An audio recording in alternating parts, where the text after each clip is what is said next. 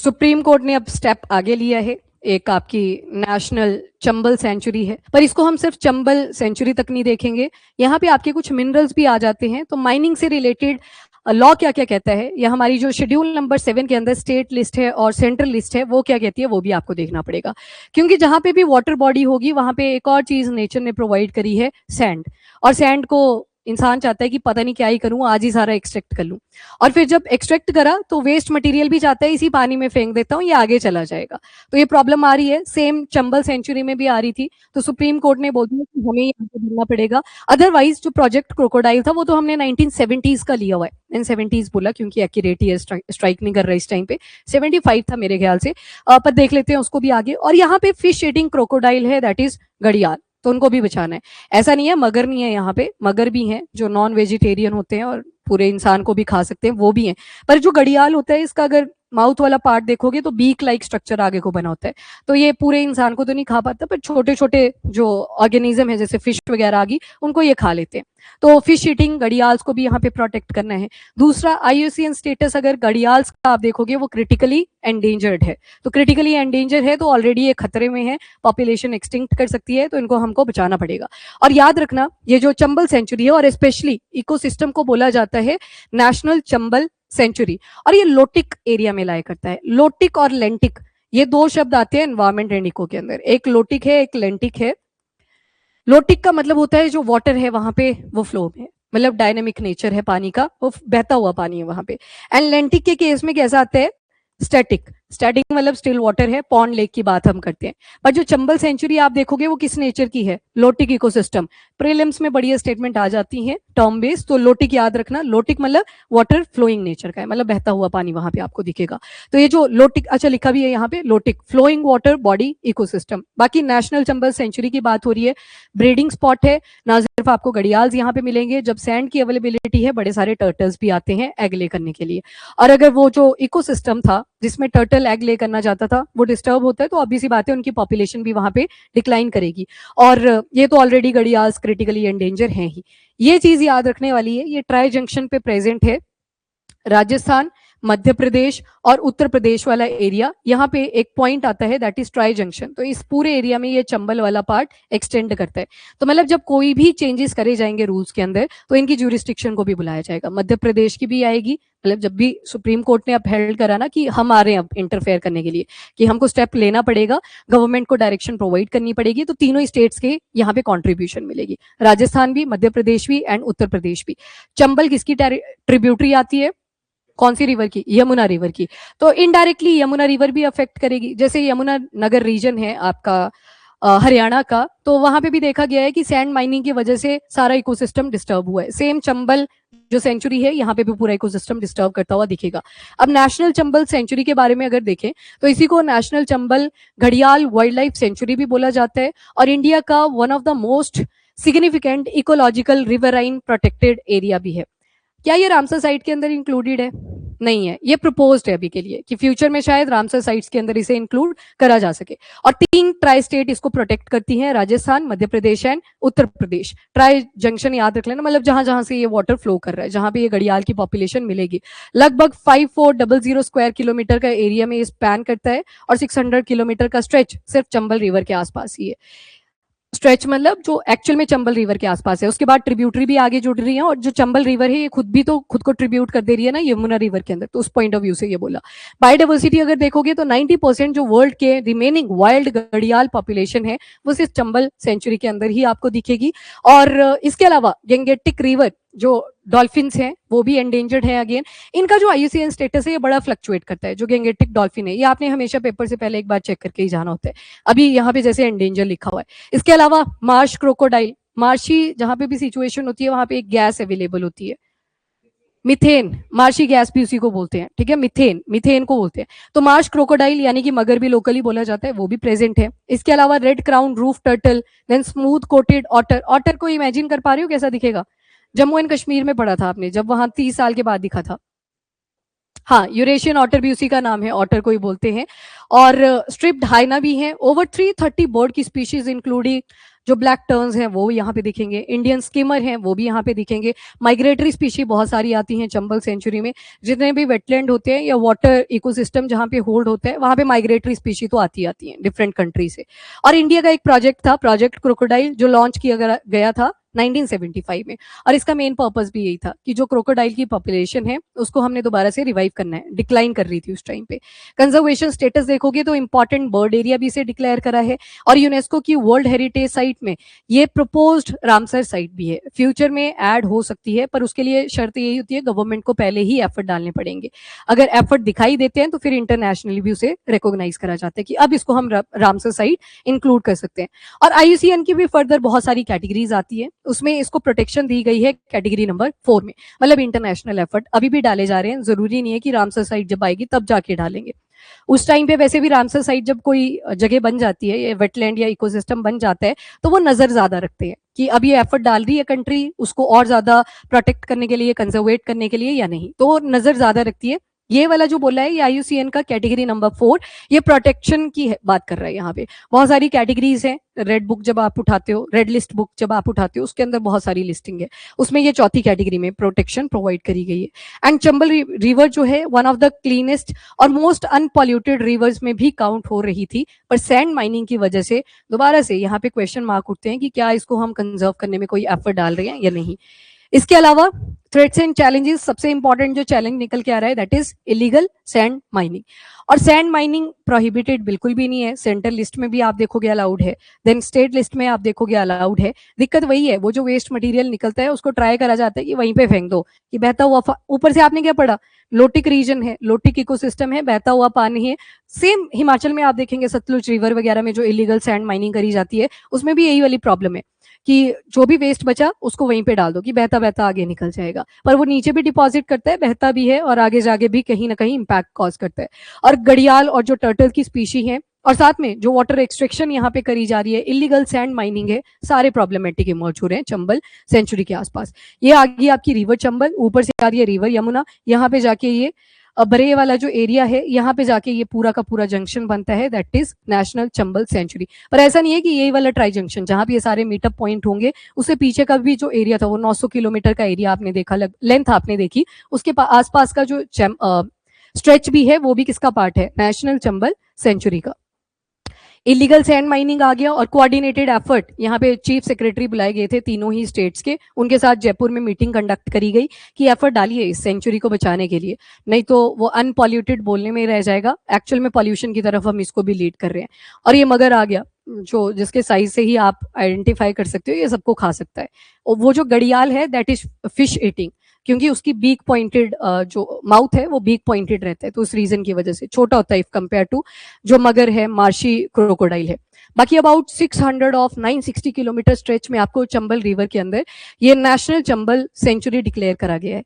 यहाँ पे number decline कर रहा है, पर एक लोकेशन आपने पढ़ी थी जहां पे मार्श क्रोकोडाइल का नंबर इंक्रीज भी कर रहा था, सुंदरबंस। सुंदरबंस में जब पूरी टेक्नोलॉजी वगैरह का यूज करा गया, वहां पे देखा है आपने नंबर इंक्रीज भी हुआ है।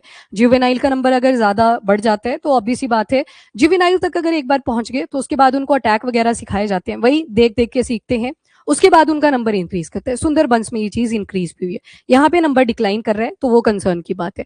और बाकी चंबल सेंचुरी को मध्य प्रदेश ने नोटिफाई करा था 1978 में, तो बहुत पुरानी बात है, पर याद रखना ये मध्य प्रदेश ने डेजिग्नेशन दिया था। वाइल्ड लाइफ प्रोटेक्शन एक्ट 1972 के तहत भी इसको प्रोटेक्शन प्रोवाइड करी जा रही है। और घड़ियाल जो कि फिश ईटिंग क्रोकोडाइल है, उनका एक मेन हब है यहाँ पे, और प्रपोज्ड रामसर साइट है। सवाल आ जाएगी आउट ऑफ द फॉलोइंग कौन कौन सी रामसर साइट है, शायद वहां पे चंबल सेंचुरी भी आपको दिखे, ये प्रपोज्ड है, अभी है नहीं, प्रपोज्ड है। और इसके अलावा अब आते हैं जो सैंड माइनिंग यहाँ पे इलीगल चल रही है, तो जो हमारी MMDR act, mines and mineral development and regulation act of 1957, changes तो हमने बहुत ज्यादा करे हैं इस एक्ट के अंडर, पर अभी भी जो बेस है, जो फाउंडेशन इस एक्ट की इमर्ज करती है वो 1957 वाले एक्ट से ही है। तो जो सैंड है इसको माइनर मिनरल कंसीडर करा है, जब भी या तो मेजर होता है या तो माइनर होता है। मेजर आ गया मतलब बड़ी बात हो रही है, वो नेशनल लेवल यानी कि जो सेंटर होगा हमारा उसकी अथॉरिटी उसके टुवर्ड रहती है। पर जब माइनर मिनरल की बात आती है उससे लोकल इकोनॉमी भी सपोर्ट होती है और स्टेट का एक मेन से रहता है कि आपने यहाँ पे माइनिंग करनी है या नहीं। तो ये आता है माइनर मिनरल के ऊपर, और माइनर मिनरल आपके डिफाइंड है under mines and mineral development and regulation act of 1957, जहां पे मेन कंट्रोल किसका रहेगा, स्टेट गवर्नमेंट का, और इससे लोकल इकोनॉमी भी सपोर्ट होगी। जब माइनिंग के लिए लोग बुलाए जाएंगे तो लोकल ही लोगों को ज्यादा बुलाया जाता है। तभी तो जब कभी सर्वे कंडक्ट करना होता है या इलीगल माइनिंग के बारे में फाइंड आउट करना होता है तो सबसे पहले सर्वे भी किसके साथ करा जाता है, वहां पे लोकल लोग अवेलेबल होते हैं जिनको इनकम भी जनरेट हुई उस इलीगल माइनिंग की वजह से। और फिर बाद में प्रोटेस्ट के टाइम पे पता लगता है कि यहाँ पे इलीगल माइनिंग चल रही थी और अब ग्राउंड वाटर डिप्लीट हो चुका है, और जो वहां पे फर्टाइल एरिया हुआ करता था एक टाइम पे वो इफेक्ट हो चुका है, तब जाके वो पता लगता है। रिवर एंड कोस्टल एरिया ये मेन सोर्स रहते हैं सैंड का, और ज्यादातर फोकस करा जाता है जितनी भी माइनिंग इंडस्ट्रीज होती हैं कि वहीं पे फटाफट से माइन भी करी और वेस्ट मटेरियल वहीं पे डिस्चार्ज कर दिया। और सैंड सैंड कहीं ना कहीं फाउंडेशन की तरह भी एक्ट करता है। ये जो बिल्डिंग्स बना रहे हैं, इंफ्रास्ट्रक्चर बना रहे हैं इतना, क्या ये बिना सैंड के पॉसिबल है, नहीं है। तो कहीं ना कहीं ये हमारी फाउंडेशन के लिए भी सैंड एक्ट करता है। पर माइनर मिनरल इसको क्यों बोला, बावजूद इसकी इतनी इंपॉर्टेंस है क्योंकि ये लोकल इकोनॉमी को भी सपोर्ट करता है, इसी वजह से इसको अभी के लिए माइनर मिनरल के अंदर एडिट रखा है।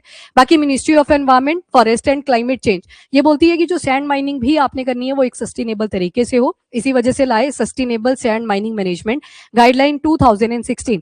इनमें पूरा प्रोसीजर बताया है कि अगर आपको माइनिंग शुरू करनी है क्या क्या फ्रेमवर्क को फॉलो करना पड़ेगा, लोकल को पूछना पड़ेगा कि क्या हम यहाँ पे माइनिंग कर सकते हैं, और चाहे फिर मना भी करी हो वो माइनिंग फिर भी अलाउ कर दी जाती है, क्योंकि ब्यूरोक्रेटिक हर्डल्स भी आते हैं, पॉलिटिकल विल भी आती है, प्लस जिसने तो प्रॉफिट कमा के देना है उसकी तो चलती चलती है। तो यहाँ पे करप्ट प्रैक्टिसेस भी बहुत होती हैं। पर ये जो फ्रेमवर्क आई थी 2016 में, इसमें बताया था आप बेटर सैंड माइनिंग कैसे कर सकते हो, जिसमें क्लोज्ड माइनिंग का कॉन्सेप्ट भी आता है कि जहां पे माइनिंग कर रहे हो बस उतना ही एरिया इफेक्ट हो, उससे आसपास का नहीं होना चाहिए। जैसे अभी एक वो रील भी बड़ी चल रही थी, स्विट्जरलैंड ऑफ इंडिया, राजस्थान का, जहां पे वो देखिए आपने, वो अभी नहीं देखी, हाँ, उसको क्या बोला जाता है, स्विट्जरलैंड ऑफ इंडिया, राजस्थान में है। वहां पे साइड में एक मार्बल की प्रॉपर इंफ्रा है जहाँ पे मार्बल वगैरह बनता है। तो जो वेस्ट मटेरियल बच जाता है उन्होंने बोला इसको फेंके कहाँ, तो उन्होंने क्या किया, वो जो वेस्ट लिक्विड निकल के आता है उसका रंग नीला सा दिखेगा आपको, उसको वाटर की फॉर्म दे दी है। और जो आसपास में रेत पड़ी हुई है व्हाइट कलर की, जो सच में स्नोफॉल की तरह दिखता है, राजस्थान में स्नोफॉल, तो उसको बना दिया, ऐसे पत्थर वगैरह पड़े हुए थे तो उसके ऊपर डिपॉजिट करे जा रहे हैं। तो बढ़िया वेडिंग शूट चल रहे हैं वहां पे, कुछ इन्फ्लुएंसर पहुंच गए कि आज हम स्विट्जरलैंड ऑफ इंडिया में हैं। तो वो पॉल्यूटेंट है मार्बल की, सोचो वो जो सबसे छोटा कण है ना पर्टिकुलेट मैटर, वो वहां पे फेंका हुआ है। तो जब आप वहां जा रहे हो और सांस ले रहे हो तो एयर क्वालिटी ऑलरेडी डिस्टर्बटेड है और आपके लंग्स के अंदर उसकी डिपोजिशन होनी शुरू हो चुकी है अगर वहां विजिट करते हो। तो वो छुपाया गया है खुद की गलती को, कि हमारे पास कोई ऑल्टरनेटिव ऑप्शन तो था नहीं कि क्या करना है, इसका जो पर्टिकुलेट मैटर बचे या छोटे छोटे सॉइल के फॉर्म बचे तो उसका स्विट्जरलैंड ही बना दिया। और इंडियंस होते हुए बड़े भोले हैं, चले गए देखने के लिए कि देख ही आते हैं कैसा है ये स्विट्जरलैंड। वो ऐसी साइट है कि दिल्ली मिल जाएगा आपको पूरा का पूरा। जो आप बोलते हो ना कि अगर सिगरेट नहीं भी पी रहा है कोई दिल्ली के अंदर, फिर भी उसके लंग्स के अंदर उतना ज्यादा डिपोजिशन हो चुका है, वैसे ही हाल वहां पे करा हुआ है। एक छोटे से चंग के लिए, गलती छुपाने के लिए उसको स्विट्जरलैंड का टाइटल बता दिया। हाँ हाँ, ऐसा ही है, पता नहीं किस लिए बोल रहे हैं। और ऊपर से इन्फ्लुएंसर भी तो बहुत इंटेलिजेंट है जिसको हमारी यूथ भी फॉलो कर रही है, जिन जो उन्होंने बोल दिया वही पत्थर की लकीर है, बाकी भी चले गए तो टूरिज्म बढ़ गया इनडायरेक्टली। हाँ, देखने में नहीं लग रहा है स्विट्जरलैंड, पता नहीं क्या ये आंखें फटी हुई है कि स्विट्जरलैंड दिख रहा है। हाँ, वैसा ज्यादा दिख रहा है, सॉल्ट के पैन ज्यादा दिख रहे हैं रादर देन स्नोफॉल के। चलो ठीक है, जिसने नहीं देखी है स्नोफॉल उसके लिए वही स्विट्जरलैंड सही। तो थोड़ा थोड़ा पर्टिकुलेट मैटर उड़ाना भी शुरू कर दो, टूरिज्म और बूस्ट करेगा, फिर तो सीधा ही लंग्स में जाएगा जो बची कुची कसर भी थी। चलो ठीक है, एनीवेज। अब इश्यूज क्या क्या आएंगे, नंबर 1 वाटर स्कैरसिटी, हर जगह पे वाटर स्कैरसिटी, जहां पे बोल रहे हैं शॉर्टेज की बात, वहीं पे ग्राउंड वाटर डिप्लीशन भी करेगी, क्योंकि छोटे छोटे पर्टिकुलेट मेटल्स होते हैं इसके, वो भी डिपॉजिट करते चलते हैं जब माइनिंग के बाद वेस्ट निकलती है। तो यमुना रिवर जैसे एग्जाम्पल भी लिया, जो यमुना नगर है वहां से यमुना रिवर नाम डिराइव भी हुआ। तो यमुना नगर डिस्ट्रिक्ट है जो हरियाणा की, वहां पे स्वेयर प्रॉब्लम्स आ रही हैं due to unsustainable stone and sand mining. River है ना वहां पे भी, तो सैंड की अवेलेबिलिटी तो है, तो उसी माइनिंग की प्रॉब्लम से। फ्लड्स की प्रॉब्लम, बिहार एक केस स्टडी है, जो कोसी रिवर है वहां पे, उसको सौरो भी बोला जाता है। एक तो वाटर का लेवल बहुत बढ़ जाता है जब भी बारिशें वगैरह होती हैं, और ऊपर से वहां पे चल रही है इलीगल सैंड माइनिंग। तो ऑब्वियस सी बात है, वाटर का जो एरिया था जहां से वाटर को फ्लो करना था वहां तो आप अपनी मशीन गाड़ के बैठ गए हो, तो फ्लडिंग के केसेस भी इंक्रीज हुए हैं। और बाकी एसोसिएटेड इलीगल एक्टिविटीज और भी बढ़ती जा रही हैं, पब्लिक लैंड करप्शन का, देन टैक्स से इवेट करना, वो सारे भी कहीं ना कहीं इसके सॉल्यूशन निकलते हैं करप्ट प्रैक्टिसेस के अंदर. Now legislative framework of mining sector in India, very important. State list के सीरियल नंबर 23 के अंदर जो हमारा शेड्यूल 7 है, जिसमें क्या बोला जाता है, डिसेंट्रलाइजेशन या फिर और क्या बोलते हैं, distribution of power, centre state main इनके ऊपर फोकस करते हैं. उसके बाद 73rd and 74th constitutional amendment act पढ़ते हो, जहां पे लोकल एडमिनिस्ट्रेशन को भी फोकस करा गया था. तो ये जो सीरियल नंबर 23 है लिस्ट 2 स्टेट लिस्ट के अंडर, लिस्ट 2 बोल रहा है स्टेट लिस्ट. शेड्यूल कौन सा है, तो शेड्यूल 7 है. एक्ट कौन सी है, तो वही MMDR एक्ट ऑफ 1957. बड़े सारे चेंजेस हुए हैं इसमें, 23 में हुए हैं, 25 में हुए हैं, तो गाइडलाइन पे डिपेंड करता है. पर फाउंडेशनल अभी भी कौन सी है, mines and mineral development and regulation act of 1957. इसी में अब लिस्ट आती है, जैसे स्टेट लिस्ट नंबर 1 में कौन आ गया, यूनियन, जो सेंटर के अंडर रहेगा सारा. देन लिस्ट 2 आ गई आपके पास, स्टेट आ गई, मतलब स्टेट जिसके ऊपर अपनी अथॉरिटी या कंट्रोल रखेगा. एक और आती है इसी में, कॉनकरेंट आ जाती है. कॉनकरेंट मतलब जहां पे दोनों मिलके डिसीजन लेते हैं. और एक और आती है, जिन कैटेगरीज को इन लिस्ट के अंदर जगह नहीं मिली, उनको रिजर्व लिस्ट के अंदर डाल दिया जाता है, तो वो रिजर्व लिस्ट की कैटेगरी आती है. तो यहाँ पे लिस्ट 2 की हम बात कर रहे हैं, जो स्टेट लिस्ट है कॉन्स्टिट्यूशन ऑफ इंडिया की, जहां पे स्टेट गवर्नमेंट को बोला जाता है कि वो कौन कौन से मिनरल्स को अथॉरिटाइज कर सकते हैं, मतलब वो उनकी अथॉरिटी के अंडर रहेगा. जैसे शुरू में आया माइनर मिनरल, सैंड कौन सी कैटेगरी में आता है, माइनर मिनरल के अंदर, कि लोकल इकोनॉमी भी सपोर्ट हो रही थी, तो स्टेट को ज्यादा पता है इफ कंपेयर टू सेंटर कि क्या क्या रूल्स हम इसके लिए बना सकते हैं, क्या गाइडलाइंस बना सकते हैं.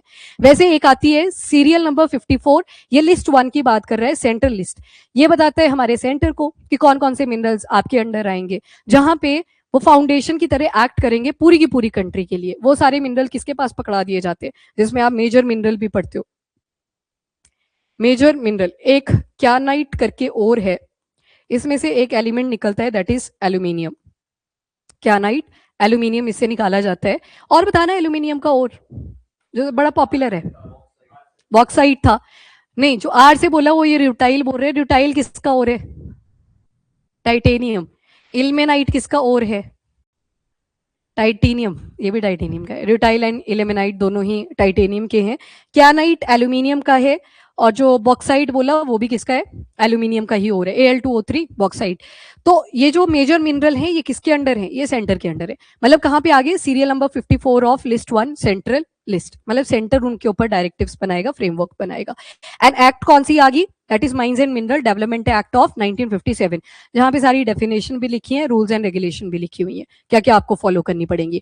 और एक अथॉरिटी आती है इंटरनेशनल सी बेड अथॉरिटी. तो ये देखता है कि किसको किस एरिया के अंदर, जो एक्सक्लूसिव जोन आती है पानी वगैरह की, जहां पे हम बोलते हैं हमको भी ड्रिलिंग करनी है ताकि मिनरल्स को एक्सट्रैक्ट करा जा सके, तो इनसे पहले परमिशन लेनी पड़ती है कि उस एरिया में कोई ऐसा इकोसिस्टम तो नहीं है, बहुत फ्रेजाइल है, कि अगर आपने एक बार भी माइनिंग करी तो उससे क्या नेगेटिव इंपैक्ट आ सकते हैं, तो वो इंटरनेशनल सी बेड अथॉरिटी देखता है. इसके बाद ये क्वेश्चन आया था आपका 2020 के अंदर, consider the following mineral, 4 mineral दे रखे थे, और आगे पूछा है कि इनमें से officially designated as major mineral कौन कौन से हैं. तभी तो जब भी कभी माइनर से मेजर मिनरल कोई बनता है वो आपको पढ़ना जरूरी हो जाता है. अब बताओ मुझे इसमें से कौन सा ऑप्शन ठीक रहेगा. एक बोला है बेंटोनाइट, क्रोमाइट है, क्यानाइट है, सिलिमेनाइट है. नहीं, क्या एक को मत बोलो, नीचे ऑप्शन है सी, मेजर मिनरल पूछे हैं यहाँ पे. ओके, तो क्यानाइट तो अभी आप देख के आए, तो क्यानाइट के हिसाब से तो थर्ड वाला तो आएगा ही आएगा, क्योंकि अभी मैंने पीछे एग्जांपल दिया उसका. इसके अलावा क्रोमाइट, क्रोमाइट में क्रोमियम मेन इंग्रेडिएंट रहता है, ये भी मेजर मिनरल है. एंड तीसरा है सिलिमेनाइट, ये किसका और है, जो क्रोमाइट है मेन इसमें क्रोमियम रहता है, पर आयरन भी होता है इसमें प्रेजेंट, पर मेन और ये क्रोमियम का ही माना जाता है. एंड सिलिमेनाइट इज और ऑफ एल्यूमिनियम. नाम पे मत जाओ कभी भी, ये एल्यूमिनियम का ही और है. तो 2 और आज आपने नहीं देखे, कैमेनाइट और दूसरा क्यानाइट और दूसरा सिलिमेनाइट, ये दोनों ही किसके हैं, एल्यूमिनियम के. बॉक्साइट आपने खुद बोला वो भी एल्यूमिनियम का है. इधर से र्यूटाइल बोला, र्यूटाइल किसका है, टाइटेनियम. इल्मेनाइट किसका है, ठीक है. अब याद रखना, तो इसमें आंसर था 2, 3 एंड 4. वो जो ऊपर लिखा है ना बेंटोनाइट, ये एक क्ले होती है, एक टाइप की मिट्टी की एक फॉर्म होती है, मेजर मिनरल नहीं है.